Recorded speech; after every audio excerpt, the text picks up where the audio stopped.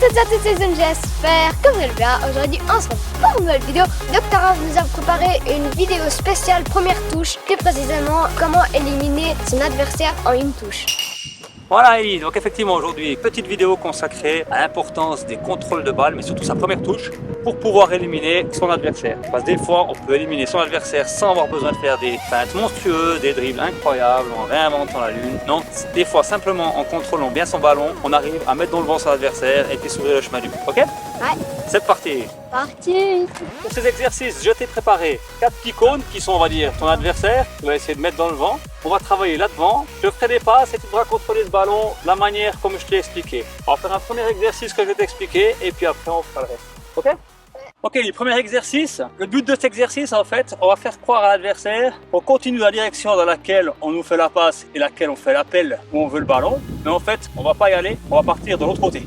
Et donc, ce qui va travailler ici pour que ça fonctionne bien, vu que tu dois y faire croire que tu pars de l'autre côté, que tu continues ta course, c'est tout d'un coup de t'arrêter net. Tout ton poids va être sur cette jambe, parce que tu es en pleine course, tu vas t'arrêter et c'est avec l'extérieur du pied que tu vas t'emmener le ballon dans la direction opposée. Ça veut dire que tu t'arrêtes pas net, ça va être une espèce de mouvement un peu de stop and go.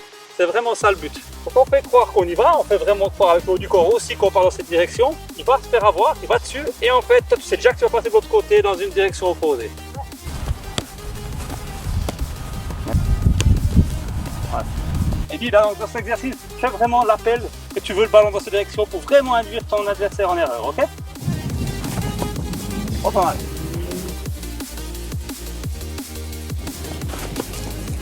Pas mal.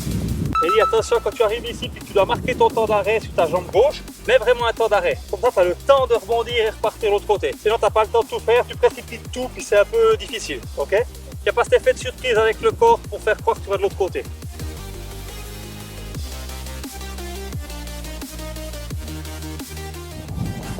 Tac, tac, oui, bien joué.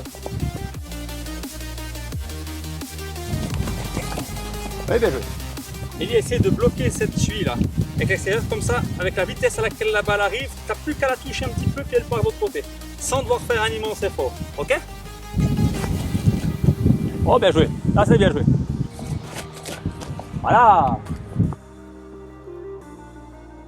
Ok Ellie, deuxième exercice, cette fois on va travailler avec l'intérieur du pied. Je m'explique, tu vas venir vers moi pour me faire un appel. Quand je te la passe, tu vas induire ton adversaire en erreur en lui faisant croire que tu vas soit me la remettre ou soit la contrôler pour te retourner. Mais en fait, rien à voir, après un petit temps d'arrêt avec ton intérieur du pied, tu vas t'amener le ballon dans l'autre direction, ok?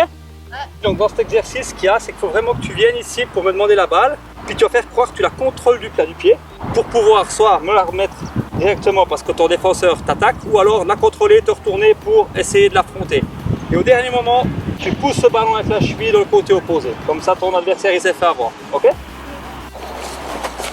Ouais, magnifique. Pas mal.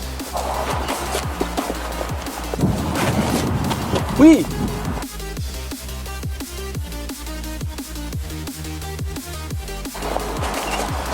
Exactement.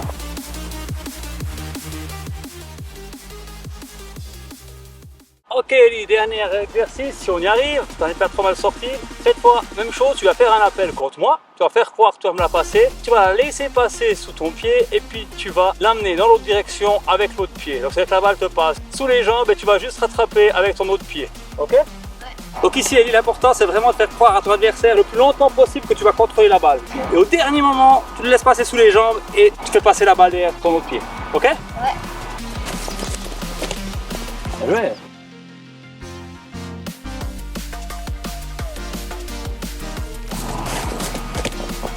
Bien joué. On fait l'autre côté? Oui, pas mal.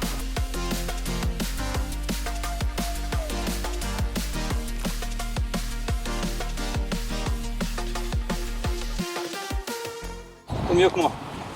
Donc voilà, ça fait cette vidéo. Je remercie Docteur pour cet exercice parce qu'aujourd'hui c'était un thème assez difficile et j'ai bien aimé. Ouais, moi aussi j'ai bien aimé. Pas facile ces contrôles en une touche, mais bon, tu verras Ellie, avec la pratique ça vient aussi. Voilà, c'est des idées d'exercices qu'on peut faire à deux, avec les parents ou les entraîneurs, c'est à vous de choisir. Ou en paire, entre deux joueurs, voilà. Et puis le but c'est de s'améliorer, de jouer toujours plus vite et puis de surprendre l'adversaire. J'espère que vous avez aimé cette vidéo. Likez, abonne-toi à ma chaîne et à mon Instagram qui est écrit juste ici. Et sur ce, ciao! Oh.